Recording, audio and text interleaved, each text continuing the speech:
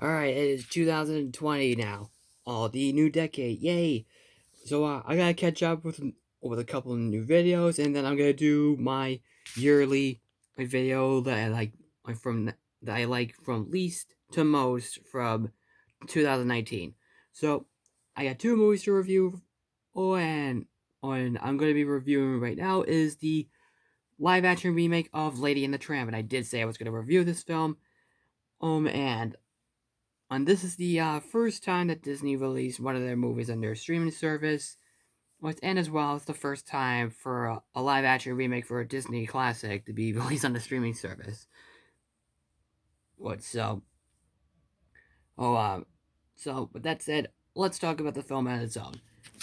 The story is exactly the same. Lady he is born from a nice family in a New England town. Same thing like in the original film. It's kind of like a shot-for-shot remake.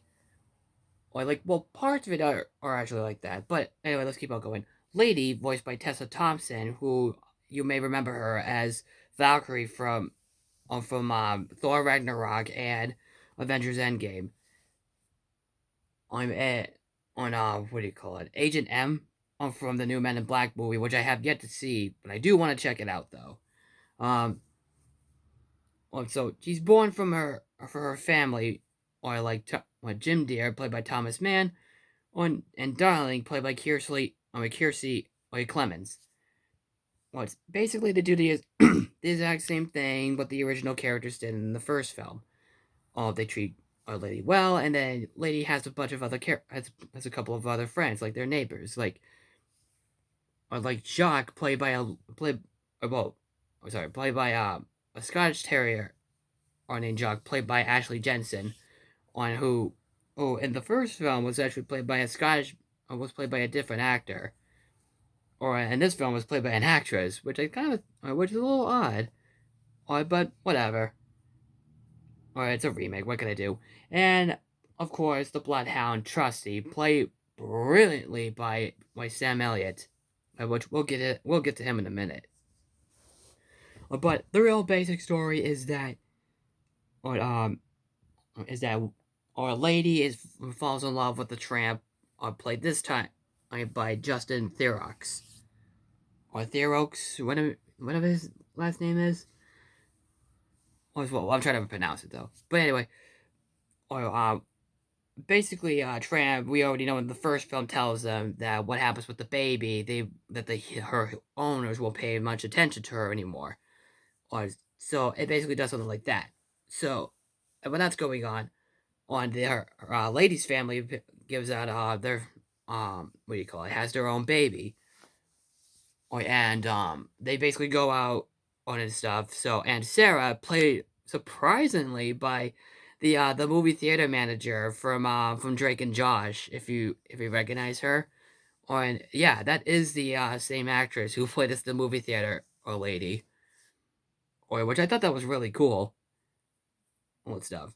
So she does have her two cats, but they're not Siamese cats. They're just sort of different kind of cats, and they sing this jazzy song, and it's not like Mia Siamese, you please, or whatever, or which I was really surprised.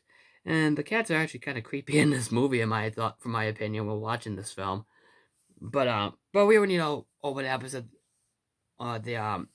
the movie. But there's also a newer character in the movie, or who was actually the bad guy. It's the dog catcher, and he's actually the villain in this film. Which is kind of a problem with the film. With the first film, um, um, there wasn't really a bad guy. There was just a bit of a misunderstanding and stuff. So, the first Lady and the Tramp movie didn't really need a villain. But what the guy did as the dog catcher, I did kind of like. But it did seem a little bit standard. But, however, what makes the film... actually, that's not the only film's problem. The other problem I have with the film is that the animation on the animals are mostly pretty good. Some of them feel very awkward to me.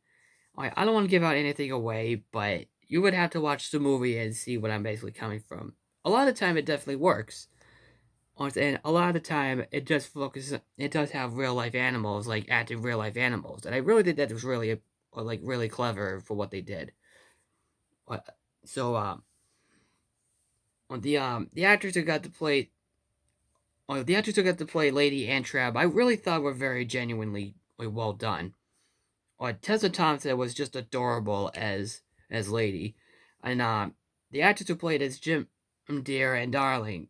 So a lot of people are probably complaining that on that, that Darling's played by a colored person or something. And honestly, I actually don't mind.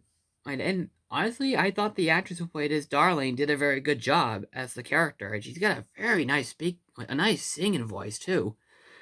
It's like she really cared about the act. It's like she really cared about the character and stuff. So honestly, I didn't mind, because I just didn't mind. I just want to see a remake of Lady and the Tramp and see what they could do with it. The director of this film, I want to mention, also directed the Lego Ninjago movie, which I don't think it was a bad film. I thought it was cute, but it wasn't like the best. It was definitely like the weakest Lego movie to ever be released. But here, I actually thought he did a better job with this film. I thought this movie was very sweet, very charming, and very well acted. And the movie looks so good. Like the setting of it is so good to look at. It is a beautiful looking movie. The setting and the rest of the town, it looks so unbelievable. So what do you call it? What else? Oh yeah, Trusty, played by Sam Elliott. I'm just gonna say to you right now, this is one of his best performances. He was like the character, and his voice performance was just so perfect. And that's all I gotta say about him. They did add in a couple of the songs from the first film, like on like the "This Is the Night" song, Bella Nota, or which I love that part on the movie where or when Tony and his assistant were in the movie.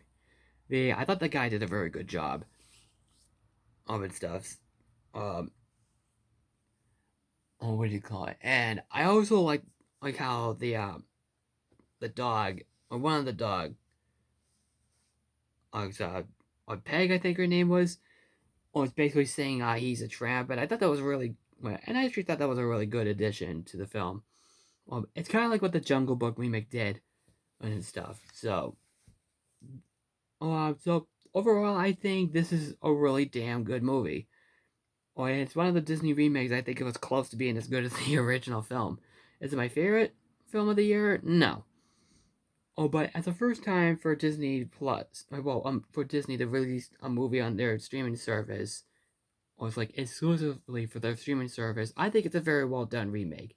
If I did have to rate it, I at least give it an 8 out of 10. No, 8.5 out of 10. And so, if you guys don't like it, that's fine. Because it does have a couple of problems. Well, it does have some issues, but the stuff that's good, I thought was too darn good for me to sit through. Would I see it again? Sure. But obviously, the original film is the better film, and I guess Lady and the Tramp 2 was a little bit better too. Than this film. But what else can I say? I really like the film. And I think it's worth watching on Disney Plus. So, if you have seen the film, what did you think? Just comment below. Follow me on Twitter, Facebook, and Instagram. Don't forget to subscribe to my channel, and I will see you in the next video. Take care.